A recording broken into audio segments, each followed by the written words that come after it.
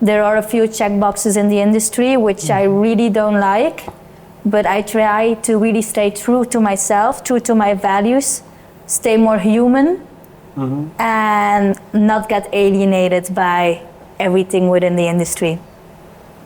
Bars. Damn. So now she's human.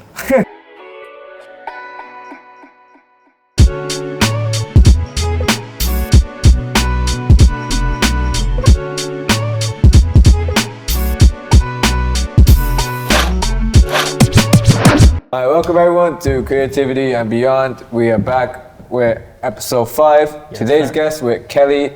How do you say your surname? Vanneste. Kelly Vanneste. Yeah, so We don't have the pen, Yeah. so we just do Yes. Yeah, so we got Kelly as a guest. Thank you for having me. As an artist, but we're gonna let her introduce yourself, please. Okay. Who you are, where you from, what you do. Yeah. Let everybody know, please. Do I look there? There? Where do you want me? Anything. Everything. Or us It's too. a bit much, Yeah, you can it's a go bit like, much. hi, hello, how are you? Hello, how are you? My name is Kelly Vanneste and I'm a dancer and choreographer.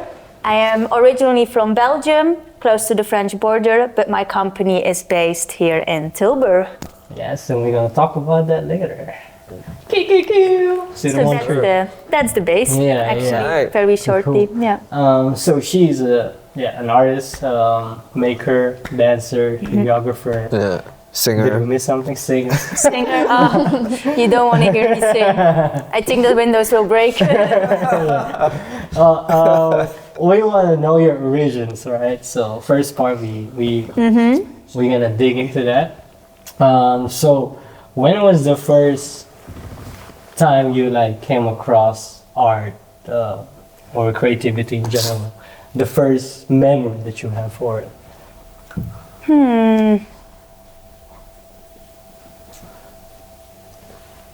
Yeah, all my first memories are with sport. Sport. So for me, dance is not about the art form exactly, but it's about the sport. Right, right. My mom was an athlete, my father is also very sportive, so I was constantly busy with the body. And if I look to my work with Alienated, it's also all about the body in itself and what the possibilities are with the body. So that's where my mind goes to. But if I really think about art, it was a way to express myself, a way to talk. Because for me, because the sport element was so important, the way I talked was as well with my body. I find that way easier than talking with words. I didn't find the words to really express what I feel. So I think the first moment I came across with dance as a sport, that was the first feeling for me from, oh wow, this is something that works for me. And then I remember Cirque du Soleil. That was the shows I went with my parents to, and there you really see the physicalities of the dancers and also the acrobats and what is physically possible. You're really amazed by how they can bend their full bodies. And I think that kind of opened up my world. How old were you when you were? I think I started dancing around 10, 11. Before that I did different sports. So I think I saw the show around that same time. Yeah. Cool. But you know, I do think that also sports is also art. I believe. For sure. There's also art in every sport. That's what I think. So you were already, you know, like it was already indeed, art. because when I was younger, my very, very first boyfriend was a basketball player. And when I went to his games, I was very impressed in how his legs moved and how quick it was and how they pivoted around the other players. So for me, that in sport was as well very inspiring in how they just pivot and how they make sequences and how they were placed. But yeah, that was a very long time ago. Yeah. Damn. So you were 10, but then you started dancing at that point. So when did you actually consider that, you know what, I'm going to pursue a career out of dance? I think when I go for something as a kid, I always went for it completely. Yeah. So I felt, because my parents were used to, my mom choose a profession to do triathlon, and she went for it. Oh, And she did competition, she won competition, she really was like, okay, I'm going. Yeah, So yeah. in my mind, from the moment I started dancing and I decided to do more than 5 hours, yeah. that's the moment I unconsciously chose Yeah. to do it. And then I never went out with friends anymore Yeah, yeah. to play on the garden as a Yeah. kid. I was only like training. Yeah, just Damn. training. That's crazy. So I very quickly went from 2 hours in the week just for fun Yeah. into a pro dance education after my school hours on the train to Ghent, because I was living in Kortrijk. It's like a different province, but like only 30 minutes train ride. Yeah. And then every day I was going there till 10, going home, doing my homework between 10, 11 till Yeah, 12, going to bed, wake up if I didn't finish, go Yeah. to school, go again to the dance school. And that was my full Yeah. full life as a kid, actually. I never really went out to have a drink or to play somewhere or to a party or like hang. I never saw a point in doing that. And all my expression went straight away into dance. Yeah. And Yeah. what style was you like doing or learning at that point? It was just A contemporary? bit or everything, bit yeah. of everything? The very, very first thing I started with was clip dance, but I was horrible because it was all about What is? counting. Clip Clip dance. Oh, It's like street dance, but show it. Yeah, shows your B-girl Oh, skills. like, Yeah. yeah. And then I went into break as well that same year, okay. but I needed more guidance. Yeah. Yeah. So after that year, I actually straight away went into ballet and contemporary, modern, yeah. floor work. And that's what I stick to. Yeah. And then I still did some different kind of club and street styles, like house. I had a few Yeah. classes in. Now and then I still took a break class, but not really like Yeah. focused on it. So I would not call me an all-round dancer, or that my Yeah, base yeah. is still my first dance class. Yeah. I would say my base is really like modern dance. Yeah. Yeah. But it's understandable that with the breaking, you know, because you also spend a lot of time doing On the floor, work. yeah, Exactly. yeah. So it just makes sense. And I think also from an athlete kind of point, it makes sense because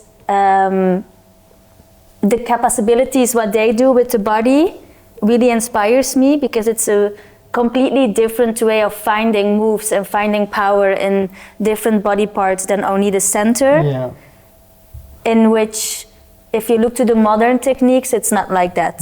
Yeah. So, vision-wise, to see from where I come and where my background is, Yeah. that really relates to each other. Right.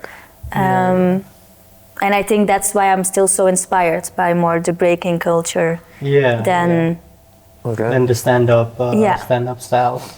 Yeah, that's Yeah. crazy. I got one. Yeah, go for it. Go for it. How is it to make a living as a dancer? rough. Yeah. So, Rough.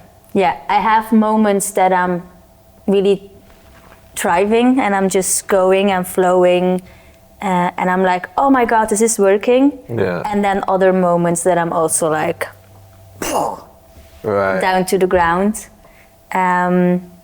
So it's not always the happy, funny, sunny days. Yeah. But I do enjoy it. I have a lot of moments that I'm like, okay, I'm done.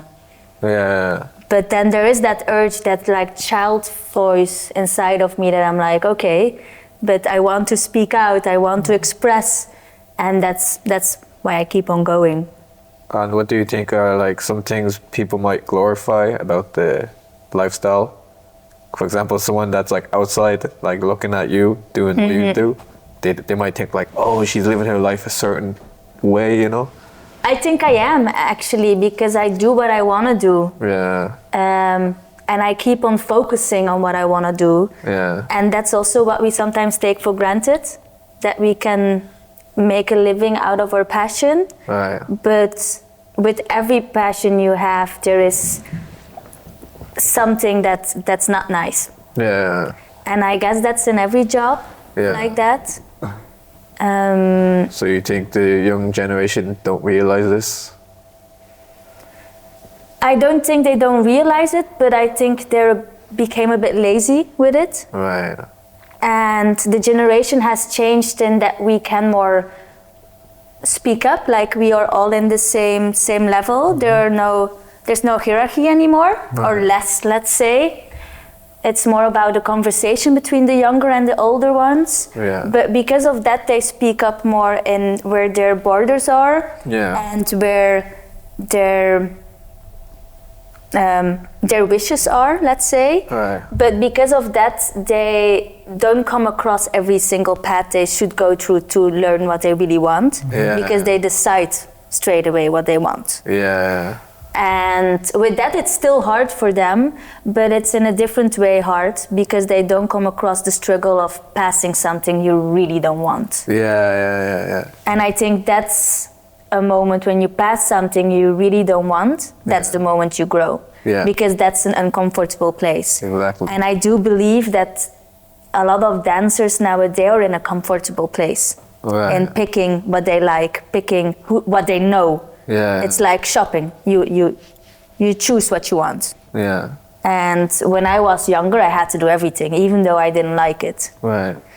And with Alienated, my company, that's also something I really try for, I really push for. I try to push my dancers. Yeah. I try to see where I can bring them. The dancer I now work with, she never did a handstand, and we're constantly on our hands. Right. And that mental switch that a dancer has to make physically, it's really interesting for me, because with that you show how strong the body sometimes is, and we forget that. Right.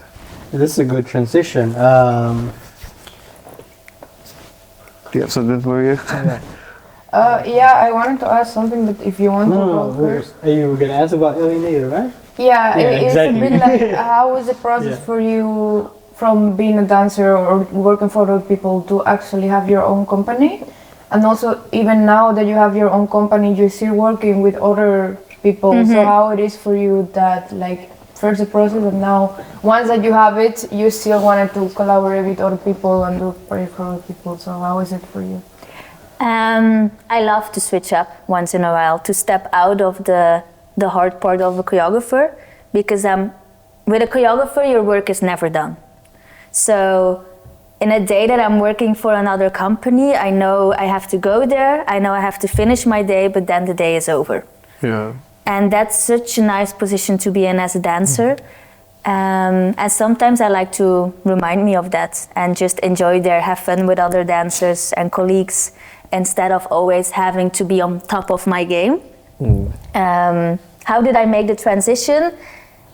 I felt in a moment when I was doing a lot of auditions that you hear 20,000 no's, and I could understand a lot of those no's as well, because I didn't feel like I completely fitted within their picture or within their idea. And I was also questioning myself a lot, would I like to be in that company? So I set myself a few rules, like, 1, does it pay the bills? If it doesn't pay the bills, do I like the people? Yeah. Can I learn from the people? And then there was one other thing. For who do I do it? If I perform, or if I train there, or if I work for them. And if I cannot answer these questions anymore within a company or within an audition, then I really ask myself, okay, is that what you really want to do? Yeah. And in the time that I started Alienated, I couldn't answer these questions anymore with everyone that I was working, or everywhere where I was doing auditions. So then I make the hard decision, okay, if I don't find my place at this exact moment within the field, then I just start creating myself. That place, that position, that idea. And from that, Alienated came. Yeah. And Alienated was kind of a code word for me for a long time, because for me an alien didn't came to world to find a place to live or take over, or I say the other way around, sorry. So an alien didn't came to Earth to take over, but it came to Earth to find a place. That's what I tell myself. It's a good concept. So we come to Earth to find a place for ourselves, but we need to find that right place. And for some people it takes longer to find that company, to find your work, to find your place, to find your people, to find your movement quality. And for me that was a moment, okay, I start to create it for myself. Yeah. Nice. And that was the very first idea of what Alienated is. Now it's transformed into more than that, but that was like the first seed in why I chose that name. Right. Keep that Yeah. concept. It's good for a It's short film. That's true. Yeah, it's like, let's sit together and talk about it Work it later out. on. So like, where do you see Alienated is going towards now? Now you said you're having a little transition to where it's going. Like where is it going now? Well, we're now making our first evening performance that will premiere the 10th of May. Just after the Tilburg Emotion. Yeah. Yeah, so I always was making like shorter works, like from 20 to 30, 40 minutes, because that's really easy. It's more easy to place in festivals and on small venues. Yeah. But I really felt artistically I needed to make a transition and to also grow myself. So that's why I made the decision, okay, I need to go to a full evening show, and for that we go to a theater show. Yeah. So that's a complete transformation, but I do still want my work to be modular, so we can like shorten it to the 30-minute version. We can place it in other locations, but the base now is really 1 hour evening. We also plan to do workshops next to it, so people can not only read about it, but also feel how it is, because the piece is called Machinergy. It's machine and synergy. Oh. And synergy is for me really about the depends that you have on another, the depends that we have on machines nowadays. Right. But for me that also has a contradiction. And we depend so much on stuff around us, but we have learned that we cannot depend anymore on other people, that we have to do it all alone. Right. That's really something that my generation has been grown up with in a way. I really felt as a kid like, no, I want to do this alone. I can do this. I'm strong enough, or I'm smart enough. Yeah. And with the piece, I really want to show like, if you do something with somebody else, if you trust the other person, you can create so many beautiful things what you actually cannot do alone. And with that we create a lot of lifts and partner work and images that if I would have tried to do that in a solo, that would not have been possible to find that relation. Oh, great. Did you always have this curiosity of creating, as a creator, or was something that once you have this idea of creating your company was like stronger?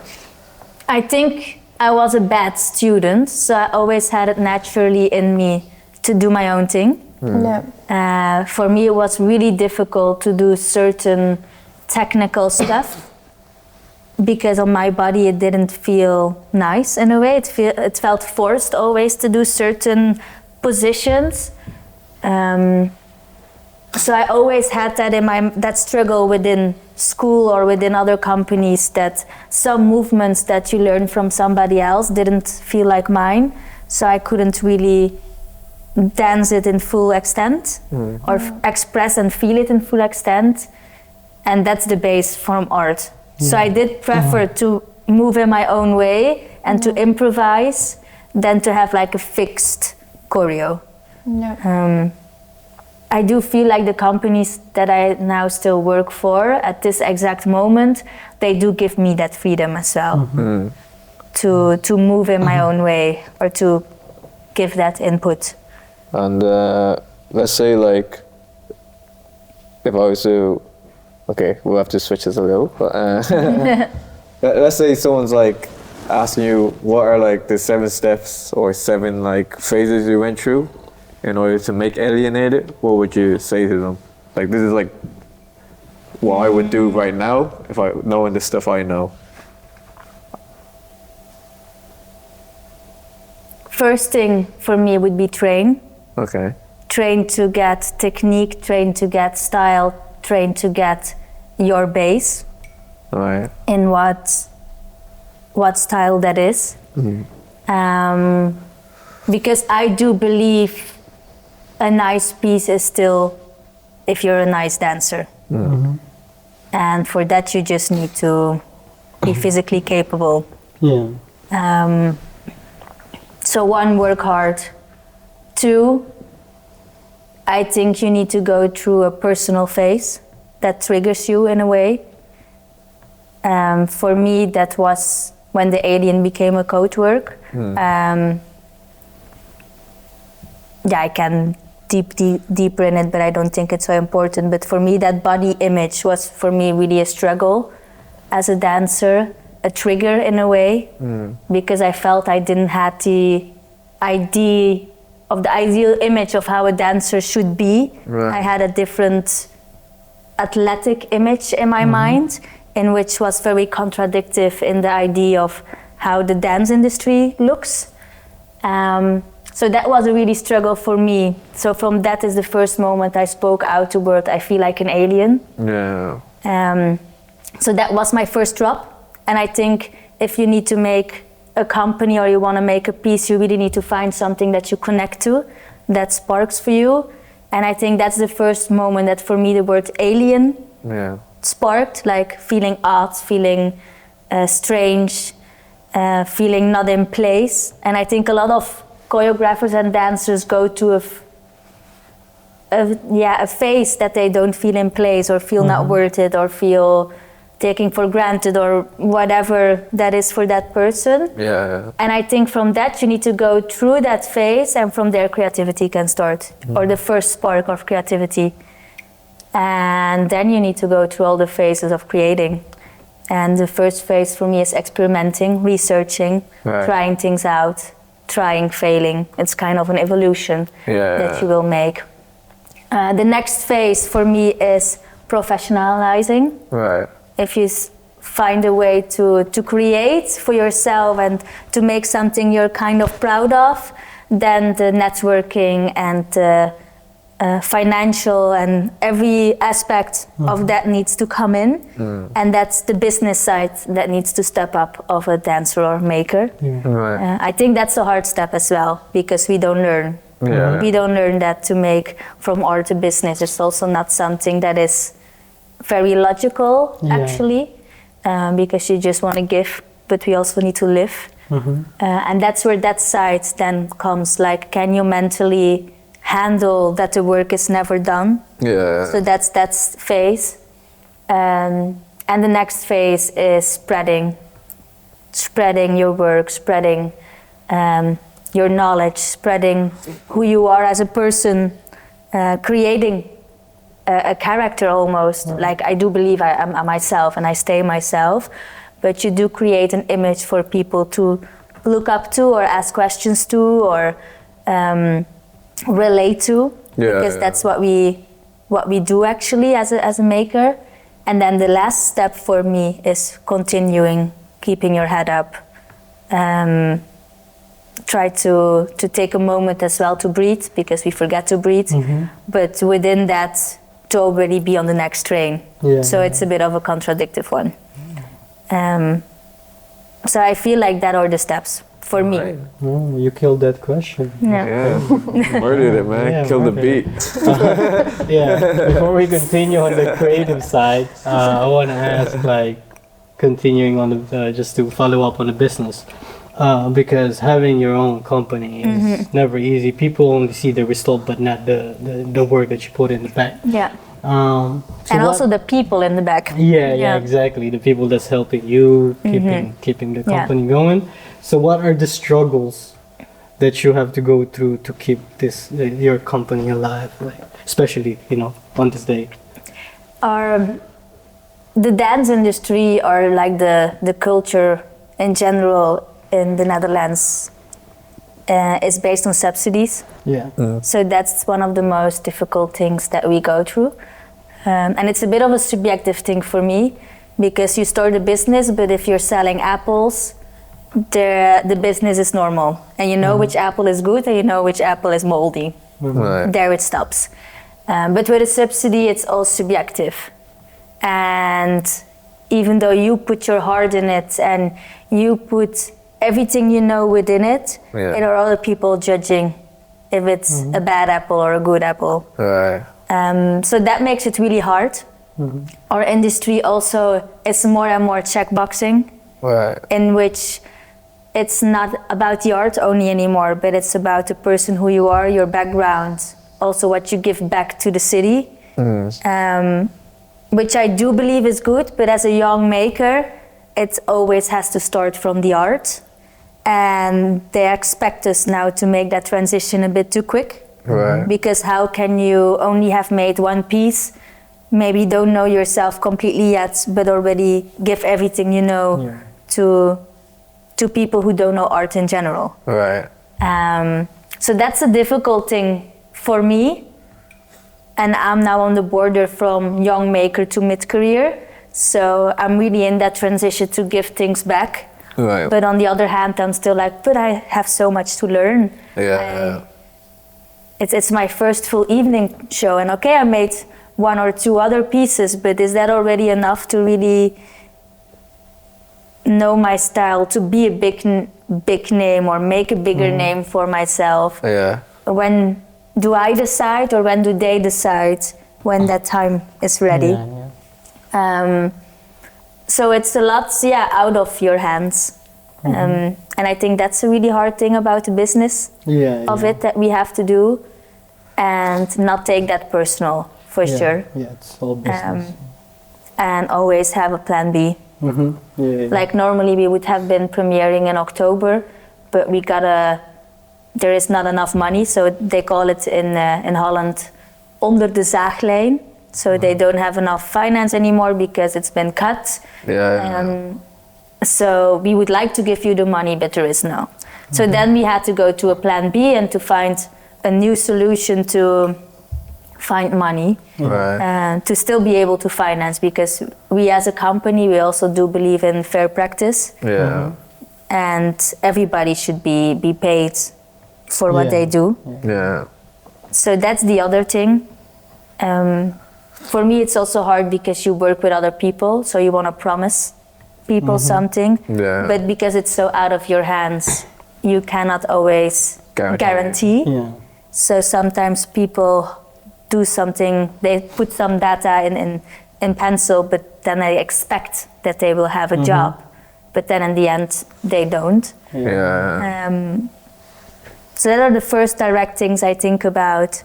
But on the other hand, like Martijn, my business partner, like everything what he has to do from paperwork and like finance and keep things in order, and even like explain things then again about what we're doing if we got a subsidy. Like I really look up to him. Like without him, I would not be able to make what I make. So a company needs more than just a maker. Another question, since you also organize classes, right? What are the standards you look for a teacher? Because there's a lot of dance schools, organizations that brings in teachers, but the students are receiving like wrong knowledge in terms of the styles, or foundations that they have to teach. So like for you, what standards do you look for when you're trying to bring in teachers? I look to the field and what the field needs nowadays, and what the dancers need to stay in shape, to stay in training. So that's my base. I also look to Tilburg, the kind of dancers that are here, and to what kind of companies they will apply. So at the moment we don't have a lot of ballet classes. We haven't actually had one, and we don't do it because at the moment I don't believe or I don't see the people in Tilburg that want to audition for companies where there will be a ballet class in the first audition round. Yeah. So we really go into more floor work, acrobatics, partnering, these kind of styles, and a bit further than that as well. We are trying to expand as well, and looking, maybe we should do a bit more jazz as well, because we do feel that is a completely different technique in how to use the body, and some people do have some commercial jobs around. So we think that could be interesting as well. And then we go look within the field, like who's a good teacher, who is known, because I also feel if the dancers know the teacher, that's when they will come. If the dancers don't know the teachers, it's an unknown zone, and the classes will not fill. How good or how bad that teacher is, it's just about the face as well. And that's something we do have to realize. In that thing what I said, like it has changed. The students can also ask more what they want, and that knownability is now a very important thing. Like some teachers that I would love to ask, I know they will not get a full class because the people will just not show up because they don't know them good enough. You had a question? Actually, why Tilburg? Why are you based here? Why not Belgium, for example, or other city in the Netherlands? I studied in Tilburg, so that made me stay here. I did think about moving to Rotterdam on one moment, but then I really thought to myself, it's really that better there? And I don't think so. I did like Tilburg because for me it's kind of central. It's close to Belgium, it's close to everywhere in the Netherlands. Like in 3 hours, I can be everywhere. So for me, that was a really nice base to start from. And I do believe that Tilburg is really willing to grow, willing to thrive, willing to try things out, willing to communicate with each other as well. So I think that's for me why I stayed in Tilburg as a maker. And why not Belgium? Because I studied here, I don't know Belgium. I would love to do more in Belgium, but the field seems so different for me, and I would not even know where to start or how to start, that Tilburg kind of felt like a safe bubble. And now I'm trying to, because like I said, I like to go out of that comfort zone. I'm trying to get to know Belgium a bit more, but that needs time. And for me, a career starts when you're in school. So that's when... Ghosty.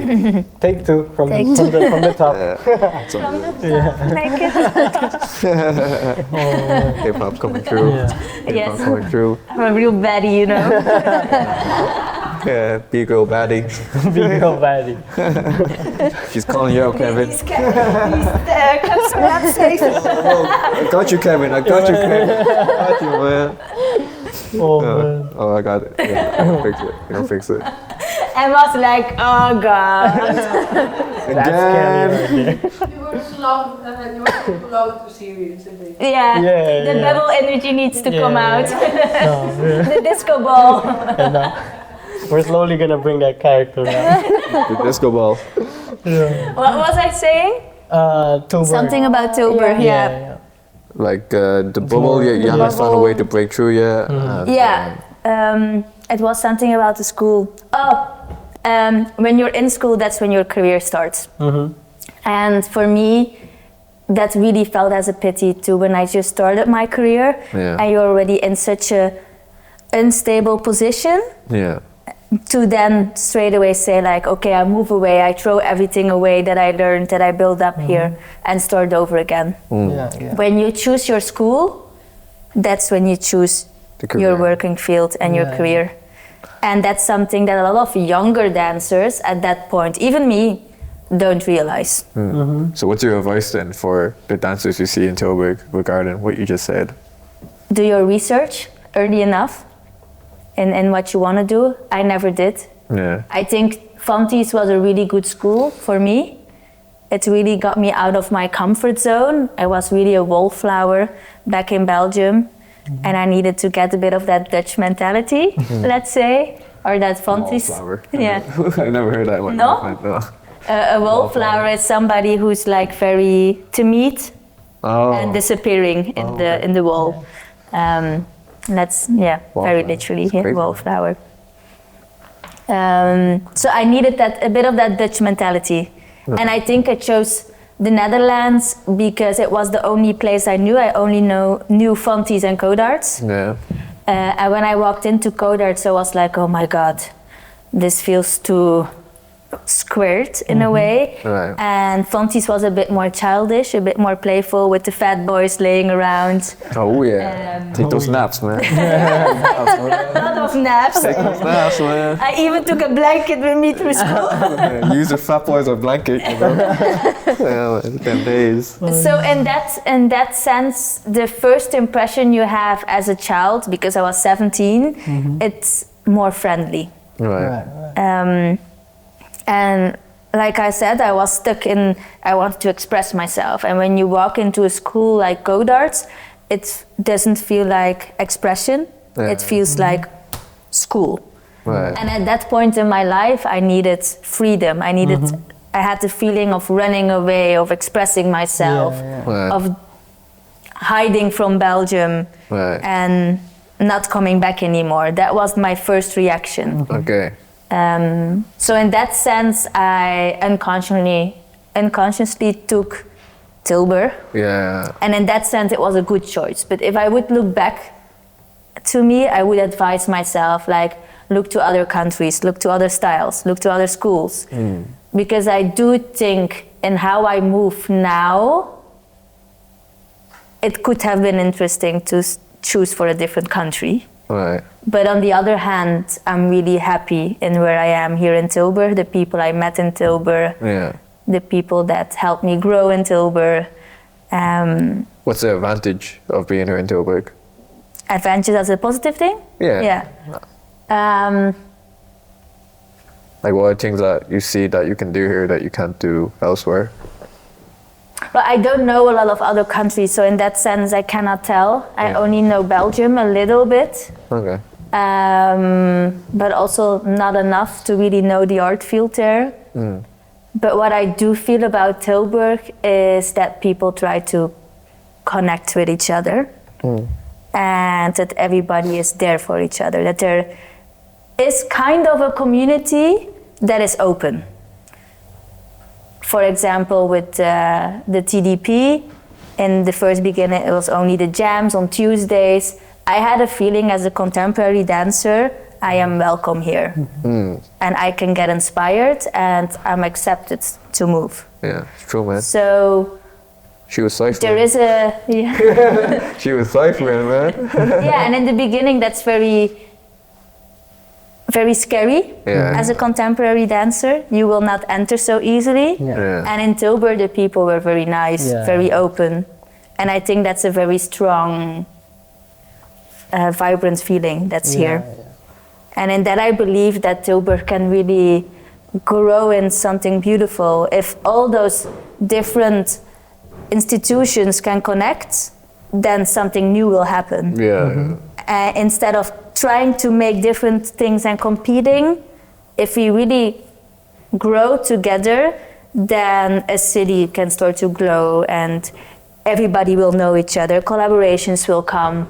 And in other cities, also in the Netherlands, where I went, I feel it's like, they're quite big, these cities, so there are like small places that you always go to, you see the same people, but you don't really know. Yeah. And here Tilburg is quite small in a way, so it's easier to get to know everybody.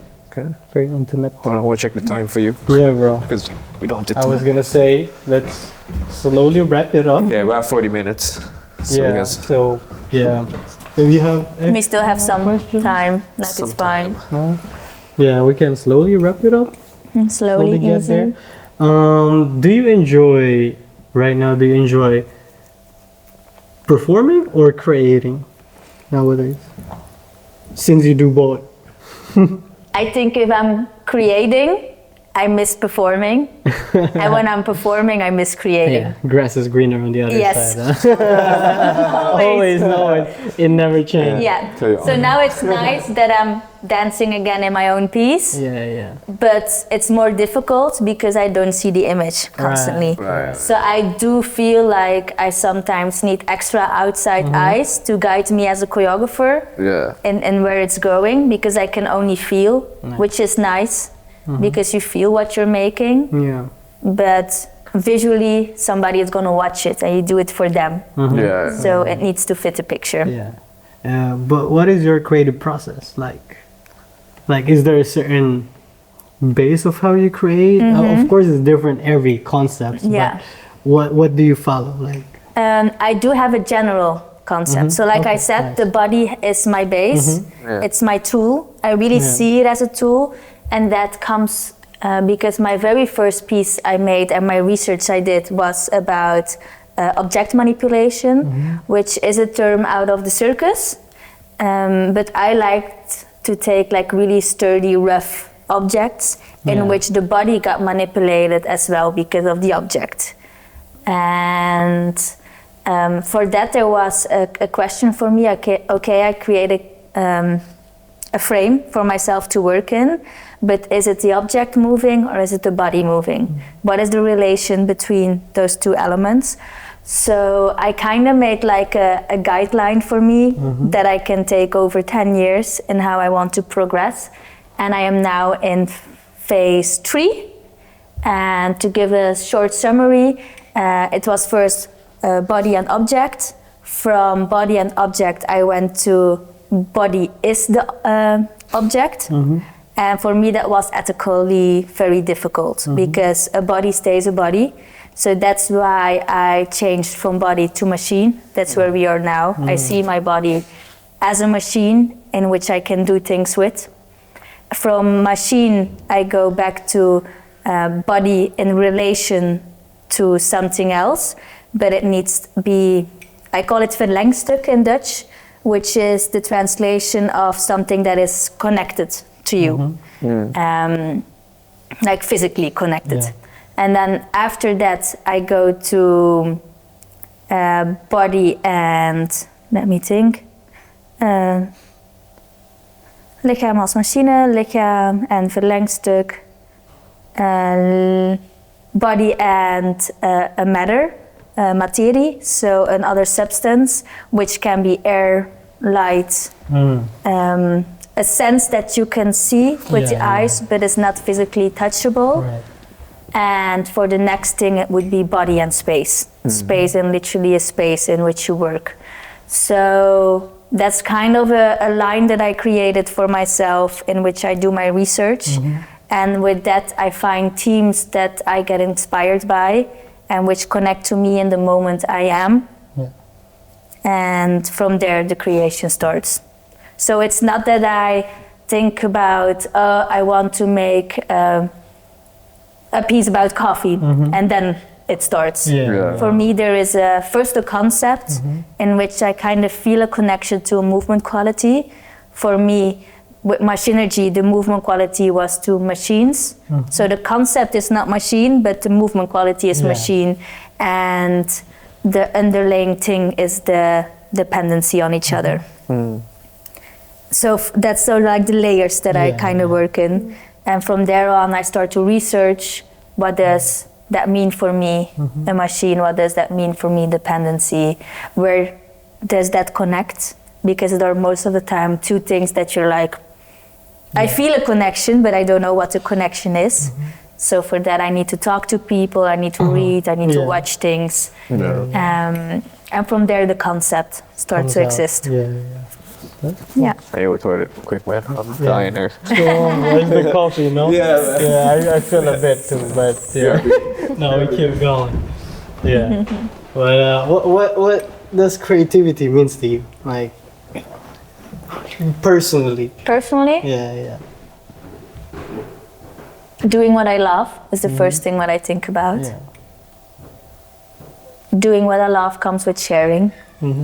You share what you love, or you want to share it with loved ones or with other people.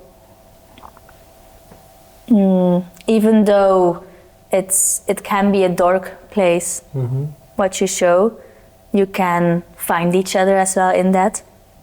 I always say, like, I don't know how the people will enter the room, but because of the atmosphere I create in my show, we can decide how they leave. Right. They can feel a feeling that they all collectively feel.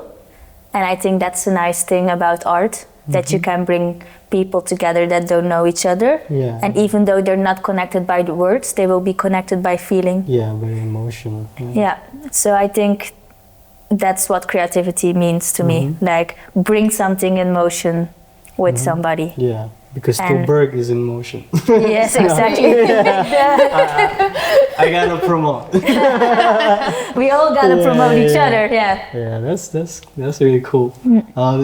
Also, what it will be like, that advice that you will give to young people who is starting, just fresh out of school, going into the field, just... Advice, right? Yes. Yeah. My advice is don't give up, because that's something that will easily happen. Yeah. And that's the hardest part, to not give up. I think we all go through phases that we're like, I cannot anymore. Let's do a normal job. But for me, that feels like failing. Yeah. So push through the hard things. Find new ways. Yeah. It doesn't have to be the idea that you had when you were small. Like my first, what I said about Cirque du Soleil, I thought I would be a dancer there or an acrobat, but I didn't do circus, I did dance. Yeah. So then I chose the wrong profession. Yeah. Man, I was thinking, I thought you brought the mic up. You can hear it on the camera. You planned it well. Planned it, man. Oh, man. Oh. So, do you experience creative block by any chance? Yes, What do you do, like when you're having a creative block? I try to step out, do something completely different. Oh, okay. Try to not focus at all at it. Yeah, Because for me, creative block comes when I'm forced to write, for example, Right, the paperwork. And then I'm like, okay, no. I just put it on the side. I don't focus on it for a few days. I try to do different stuff. I try to not even go to any shows, because I know if I go watch a show, my mind will be like, I need to make a next show. Yeah. So I will just do completely different stuff. Go to nature, go have dinner, or go to something else like pottery, or Yeah. like really try to get out of the bubble. Yeah. That helps me. Yeah. Also, what is your bigger obstacle as an artist? Like, the most challenging thing? The most challenging thing for me is to keep on doing your own thing without trying to fit in what people expect from you or expect that you need to do. And with that I mean the check boxes that I have been talking about. That is, for example, a thing for me. I'm a white woman. Martijn, my partner, is a white male within the company, so we know male, woman, that's the only diversity we have. For me, my focus point in my mind stays like, okay, I stay true to myself. I pick a dancer because it's a great dancer and because I see potential within how they move. And for me, that it doesn't matter how the person looks or what race it has or where he, she, it comes from. And that's something in every aspect, not only about now a dancer, but there are a few check boxes in the industry which I really don't like, but I try to really stay true to myself, true to my values, stay more human, and not get alienated by everything within the industry. Bars. Damn. So now she's human. You talk so good. Switching. You should have your own I'm podcast. shape-shifting. Alienated part. Am I talking good? I'm like, Yeah. No, you're good. You should have Alienated podcast somewhere. Yeah, man. Okay. Aliens on That's an Earth. idea right there. Oh man, you got extra questions, bro? We're gonna go. What did you guys ask? Creative. What is creativity means? to creative her? block. Creative block. Yeah, I think that's the two things. Okay. You were quick. Bro. Did you even wash your hands? You were like in and out. Yeah, good. Now you got no extra No, questions. not the moment. Alright, Not so the moment, man. let's see. Where are we going first? Oh wait, what's your dream with this? My dream? Oh. I would love to tour internationally, in and out of Tilburg and in and out of the Netherlands.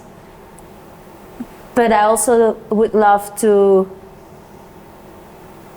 start a platform which is more than only about the performances I make. We already do it a bit with Alienated, the studio.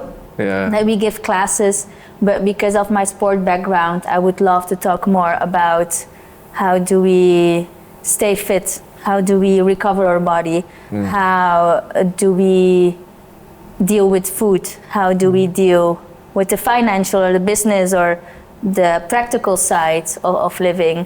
I would really like to create a community where all dancers are welcome in to ask questions or to build knowledge. That is one of the things. And next to that, I really believe, or I would love to get more and more away from the subsidies industry. Yeah. And I would love to find a way in how it is possible to create without depending on somebody's value that is out of your own power. So then the question always comes to me, how can I be a millionaire without OnlyFans? No. That's a joke I make, but no. Yeah, alienated. You know- /alienated. You know, jokes are always half meant. Kelly in handstands on OnlyFans.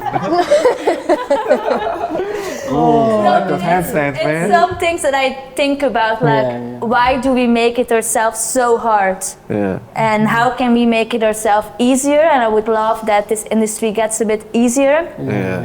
in which you can be your company on your own instead of the company from the government. Yeah. And I think like that, a true artist voice can come out. Yeah. Because if you go through something from the government, then it's picked with an opinion from somebody within the government. And the government, it's always politically. Yeah. And the role of an artist is to watch with a critic eye to what's happening in the world.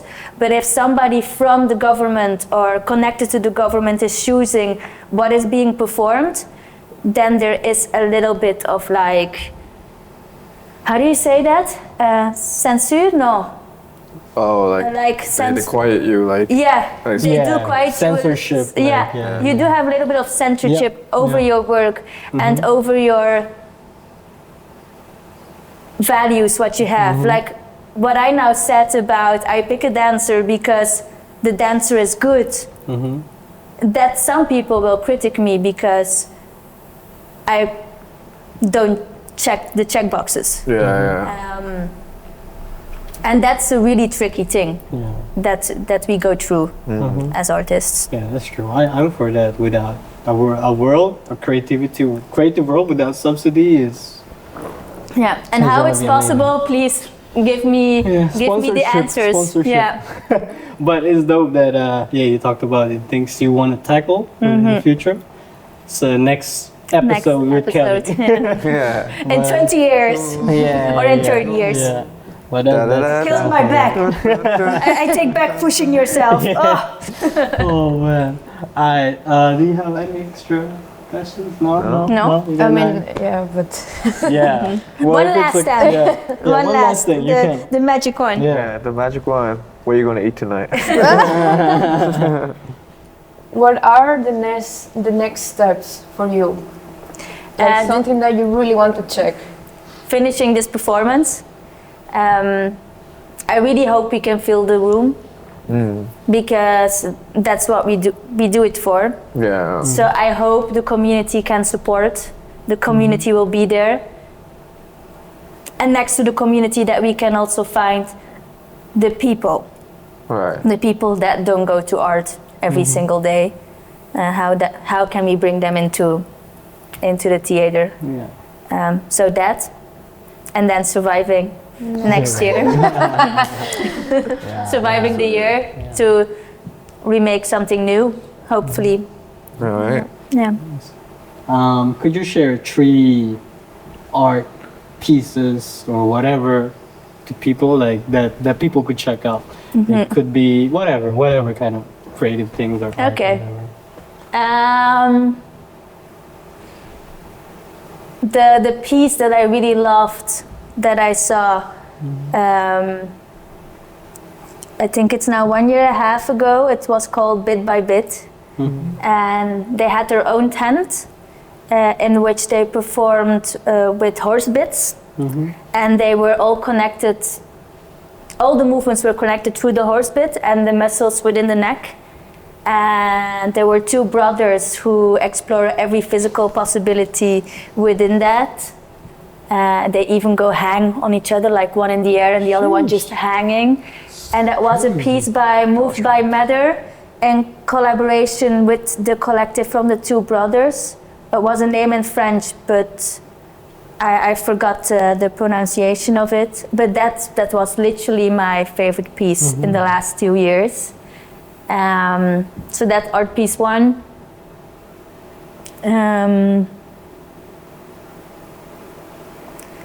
2, I always have to think about Piet van Dijk. Oh yeah, that. Circumstances. Holy crap. Like he was my roommate during school. I made my first duet with him. Yeah. The bathtub. The Right. bathtub, it's all about the third nipple. And the things he's creating with circumstances, but also with Collectif DFT, the collective that he has on the side for more dance and theater. It's together with Jonas. It's really incredible for me, and how they can produce constantly so much and like really nice stuff, and also so different. So I really look up to them. Like I'm really proud of them. So to give that Tilburg a bit of a boost, because for me he's still a bit Tilburg as well. So that, and as a third,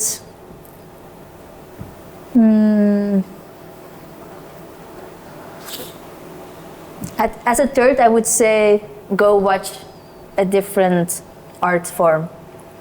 I love CrossFit. I like to watch the CrossFit games. That's wild. In how it's a sport that's not with the Olympics, but they compete to be the strongest. And for me, what they physically can do and how they find new things to push those people, it's really impressive. And I think for me, that's also a bit the same with breaking, like what they could do, like, and how the competitions were 30 years ago and where it is now. It's blowing my mind, and how the next generation is. And I think with sports, it's like that. Because if you can give a value and like a base, the next base will even be stronger. For real, man. And I think that can be in everything. That can be in inspiration, like I said, with how feet work in different group sports, or it really evolves fast. Like a lot of sports, even a martial lot of arts, sports, For sure, man. evolves like I think martial arts is also for a lot of dancers a really big inspiration, which is gorgeous to see back in the art forms. For me personally, I don't know so much about it, but you guys do more than me. So I think that's also a perfect example from where to get inspiration from. Next to like physical pieces. That's cool. What? Oh wait, what are the 3 philosophies that you live by? Dun dun dun. Dun, dun, dun. Drink coffee every day. Exactly. I was thinking if there's a problem, drink coffee. Coffee solves everything. Coffee helps. There we go. That's the first one. Drink coffee. Coffee helps. Second one, I think it's about the borders. What I've been talking about. Cross that border. See what's there on the other side. Dare to take that step. Yeah. And a third one, Know when to stop working. No, we don't stop working. I think the third one, let's get it to the piece what I've talked about. You can't do everything alone. So let people into your life, in which way and in which help that is. I think these three. All right. Let people in, bro. Yeah. Spread that shit. Yeah, that was the last couple of questions. You guys got any extra things to ask before we shut down? No, man. Okay. So any last message for anyone, or your message to yourself that you could look back, whatever? Any last message? Is that a message? Yeah. There's a group. I wasn't expecting We just got smacked down. all the coffee's falling off the table. You know, Kelly, I also had to pee very bad. Me too. It's spreading love. This is the thumbnail right here. This is the thumbnail. I cannot spread my legs. I'm gonna end up peeing here. Thank you. Oh man, yeah, that's it. Crazy. Yeah, Oh, that was dangerous, John, bro. yeah. Like, damn. That was wild. Oh man, but that's Kelly for you. That's the real Kelly. Alienated. Yeah, man. All right, so we're gonna shut down. This has been episode 5 of Creativity and Beyond. Yes, sir. Thanks to Kelly for giving us time Yes, off sir. her rehearsal. She's rehearsing right now today. Yes, sir. Thanks again, Lance Brabant. It's been me, CJ. Jason. Maria. And we signing out, yo. I forgot the song. Yeah. Yeah. I did my usual outro, but I forgot the music. we out. Yes. Thank you, Kelly. Yeah, thank you, Thank Kelly. you guys. Yeah. I gotta run real quick. That run. Run. And we'll go back to rehearsing. Yes, sir.